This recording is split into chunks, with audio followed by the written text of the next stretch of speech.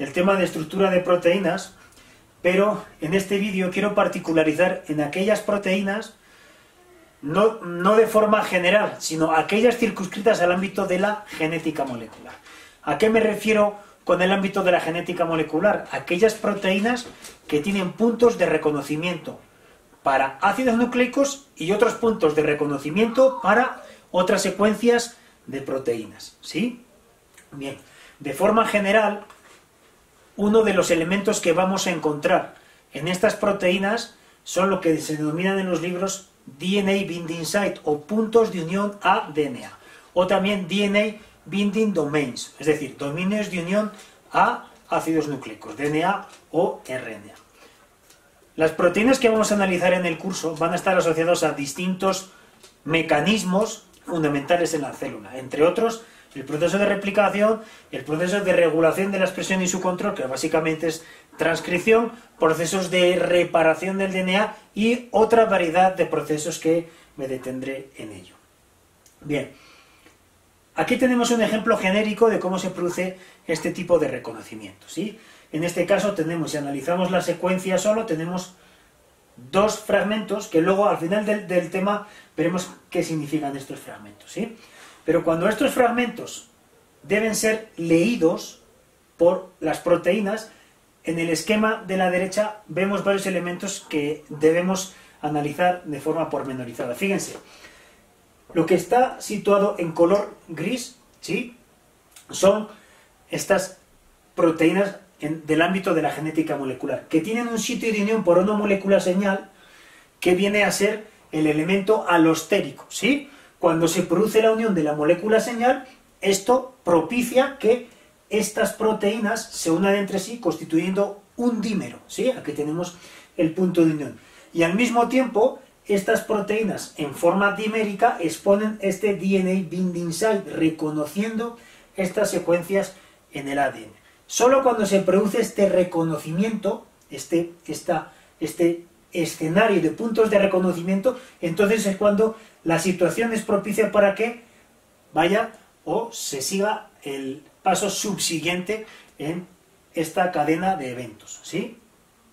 Vamos a luego, a lo largo del curso, a determinar varios ejemplos de este tipo de situaciones, ¿sí? Bien.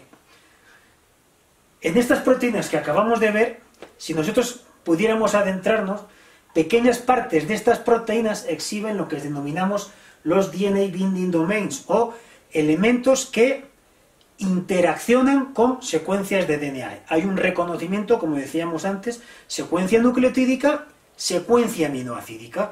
Lo que vamos a ver a continuación son cuáles son estos dominios de unión a DNA, porque siempre que los encontremos vamos a poder asociar esa proteína a un mecanismo de regulación o en todo caso de interacción con ácidos nucleicos. El primero de estos dominios de unión a DNA es el hélice-giro-hélice. Si se dan cuenta, es un pequeño fragmento de la proteína, tienen que imaginar que esto está pegado a otra macromolécula muy grande. Entonces, son dos segmentos en alfa-hélices que están articulados por este giro, ¿sí? Bien. ¿Cómo se produce este reconocimiento? Si se fijan en la imagen de la derecha, ven que en la molécula de ADN tenemos estos surcos, que básicamente son el esqueleto pentosa-fosfato, ¿sí? Estos surcos pentosa-fosfato se articulan generando dos tipos de distancias, una más larga y una más corta. A la distancia más larga entre estos surcos le denominamos surco mayor, mientras que a la distancia más corta entre estas líneas le denominamos surco menor. Estos surcos mayores y menores son los elementos que morfológicamente encajan con estas estructuras en alfa-hélice. Lo que les acabo de explicar no es algo que se circunscribe al hélice-girohélice, es extensivo a todos los dominios de unión a DNA, pero particularmente, ¿sí?, aquí se ve muy claro para el hélice-giro-hélice. En la siguiente diapositiva vemos otro dominio muy característico de unión a DNA, que son los dedos de zinc, ¿sí? Es el mismo principio el que quería aludir. Hay un reconocimiento que se da en los surcos mayores y menores, pero con una particularidad. Los dedos de zinc se articulan generando estructuras consecutivas, una especie de repetición de esta estructura en la proteína. De tal manera que esta repetición permite el reconocimiento de estos surcos de DNA mayores, ¿sí? Aquí pueden ver esta representación, ¿sí? Bien. Algunos ejemplos de este tipo de regulación asociados a dedos de zinc se ha visto en levaduras. No les pongo ahora la cita bibliográfica, pero me parece relevante citar al menos algún trabajo donde se han analizado este tipo de dominios de unión ADNA. Bien. Voy a seguir con el siguiente dominio de unión ADNA. En este caso hablamos de las cremalleras de leucina. Bien. Las cremalleras de leucina, primero en la parte A de la figura, vemos un monómero de la proteína. Si se dan cuenta, es una proteína, un epítopo claramente en alfa hélice, y en su parte interna tiene residuos de leucina. Estos residuos de leucina posibilitan la dimerización y por consiguiente la interacción con otro monómero para constituir estas especies de tijeras. Ya que tenemos la unión de estas cremalleras de leucina, se produce la interacción con los ácidos nucleicos y esto posibilita un reconocimiento específico que altera esta morfología y posibilita que se agreguen otros elementos a este escenario, ¿sí?, de reconocimiento, como veíamos al principio de este vídeo. Bueno, algo que podemos decir sobre las cremalleras de leucina, aparte de su función en calidad de reconocimiento de secuencia de ácidos nucleicos, es que se las ha relacionado en procesos de división celular y también en procesos de carcinogénesis. Bueno, nada más aclararles que la carcinogénesis es un término que alude a algún proceso que induce la generación de un cáncer o tumoración. ¿Sí? Bien. Y finalmente vemos el cuarto de los dominios de unión ADNA que me parece interesante poner de relieve, que es el hélice bucle-hélice. No es el hélice giro-hélice, sino el hélice bucle-hélice. En la parte derecha de la pantalla vemos uno de estos monómeros, ¿sí?, hélice bucle-hélice. Se dan cuenta, tenemos una alfa-hélice o dos alfas-hélices que están unidas por este loop, ¿sí? Como previamente hablábamos en las cremalleras de leucina, para el hélice bucle-hélice también su función se articula de forma dimérica. Tenemos la formación de un dímero y ya que tenemos la forma dimérica, entonces se produce el reconocimiento de la hebra de DNA.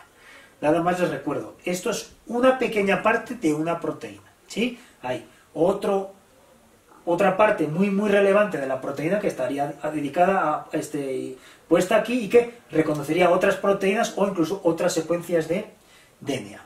Bien. Y finalmente, quería que entendieran o nos detuviésemos en entender la nomenclatura cis-trans. Bien. La nomenclatura cis-trans la van a ver en muchísimos libros de biología molecular. Cuando hablamos de secuencias cis y secuencias trans, por lo general estamos hablando de secuencias de regulación. Cuando nos referimos a cis, estamos aludiendo a elementos de regulación que forman parte de la secuencia nucleotídica, son intrínsecos a la secuencia. Son elementos cuya función es interaccionar con otros elementos de la red genómica. En este caso, los elementos cis interaccionan con secuencias trans o con elementos trans. Es decir, cuando se produce una regulación cis-trans es cuando se coordina, se articula todo el escenario para que se siga otro proceso.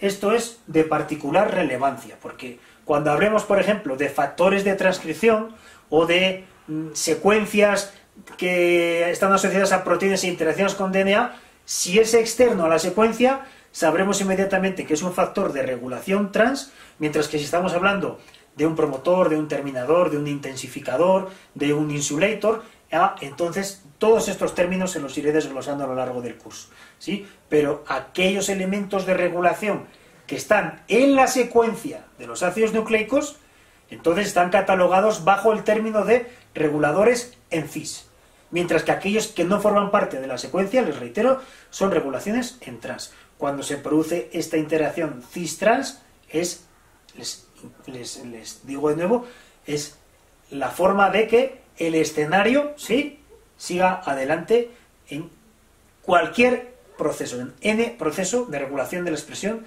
de la biología molecular.